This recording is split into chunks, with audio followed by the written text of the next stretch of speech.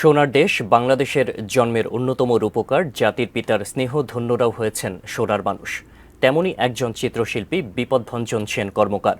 তার শৈল্পিক সত্তার মধ্য দিয়ে বঙ্গবন্ধুকে লালন ধারণ করে চলেছেন।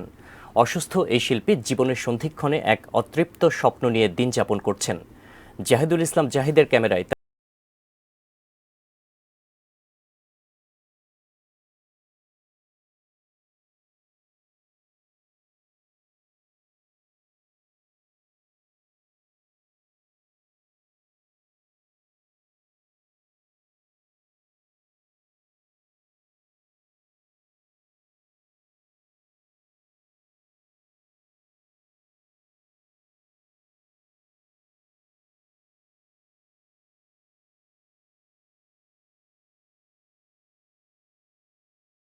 সত্তরোর্ধ্ব এই চিত্রশিল্পী বিপদভঞ্জন সেন কর্মকারও 1969 সালে ঢাকা চারুকলায় প্রথম বর্ষের ছাত্র থাকা অবস্থায় বঙ্গবন্ধু স্নেহপ্রবণ ভালোবাসার স্পর্শ পেয়েছিলেন।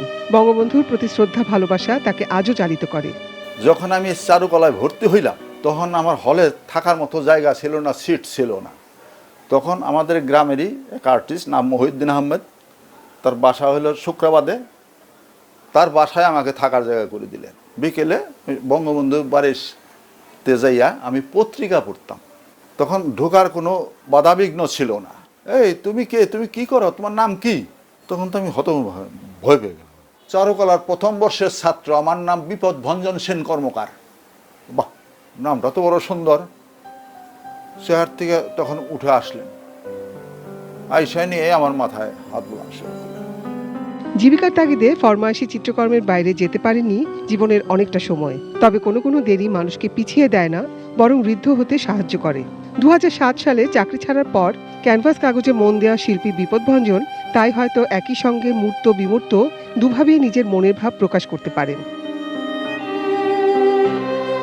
আমার মাথায় হাত বুলিয়ে এইভাবে কথা বলতে পারে, সে না জানি কত বড় নেতা। ওই দিন থেকেই আমি ওখান থেকেই আমি একটা নিছি, পরিকল্পনা নিছি, যদি আমি চারুকলায় ভর্তি হয়েছি, আমি যদি ছবি আঁকতে পারি তাহলে আমি বঙ্গবন্ধুর ছবি আমি আঁকবো। শিল্পীর জন্ম হয় সাধনায়। বিপদভঞ্জন সেন কর্মকারের ছবি কোনো বিশেষ ইজমের পেছনে ছুটেনি কখনো। প্রতিনিয়ত নতুন ধরনের নিরীক্ষার মধ্য দিয়ে স্বতন্ত্র চিহ্ন এঁকে চলেছেন তিনি। পোর্ট্রেট সহ প্রাকৃতিক দৃশ্য বিভিন্ন ছবি আমি সবসময় আঁকি। আমি স্কেচ পেন ড্রয়িং অনেক কিছু আমার আছে। আর বিশেষ বিশেষ লোকদের, সারা পৃথিবীর বিশেষ বিশেষ লোকদের আমি ছবি আঁকছি, সেগুলি আমার কাছে আছে। নিজের মনের তাগিদে শিল্পের নানা মাধ্যমে বঙ্গবন্ধু আর তার পরিবারের প্রাণবন্ত ছবি আঁকছেন চিত্রশিল্পী বিপদভঞ্জন, কোনো ব্যবসায়িক উদ্দেশ্যে নয়। নিভৃতচারী এই গুণী শিল্পীর তাঁতিবাজারের ছোট্ট একটি ভাড়া বাসায় স্থান সংকুলান হচ্ছে না দুর্লভ এই চিত্রকর্মগুলোর।